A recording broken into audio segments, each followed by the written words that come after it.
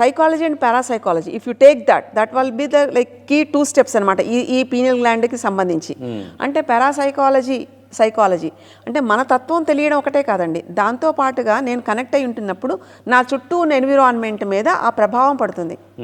ఆ ప్రభావం తాలూకు ఒక వైబ్రేషన్ తీసుకుంటున్నప్పుడు నాలో మళ్ళీ స్పందనలు ఉంటాయి, frequencies of energies will be there. ఆ frequency always it should get connected more than the happiness. అంటే it is a state of like joyful and bliss, which is like ఒక లెవెల్ ఆఫ్ లైక్ అండర్స్టాండింగ్ అనుకున్నాం అనుకోండి, human level, ఆ తర్వాత universal cosmic level, ఇవంతా కూడా అనుపాదక level అని ఒకటి ఉంటుంది. అనుపాదక లోగోస్ అంటాం, ఇవన్నీ మనకి సీక్రెట్ డాక్టరీలో తెలుస్తాయండి. సో ఇవి ఎప్పుడైతే మనం కారణ శరీరంతో ఈ హై ఫ్రీక్వెన్సీతో పీనియల్ గ్లాండ్ యాక్టివేట్ చేస్తే వాటికి కనెక్షన్ ఉంటుంది. అప్పుడు ఇక్కడ కర్మ మనల్ని వదులుతుంది.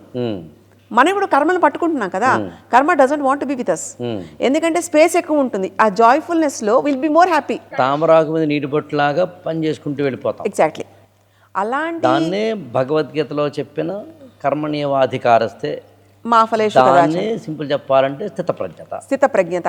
ఆ ప్రజ్ఞ ఏదైతే ఉంటుందో అది పరేంగిత ప్రజ్ఞగా మారడానికి ఈ pineal gland it takes the like ఏంటి ఆపర్చునిటీ. సో దాని పాసిబిలిటీస్ విల్ సీ. ఇంత అద్భుతంగా ఉంటుందండి పీనియల్ గ్లాండ్.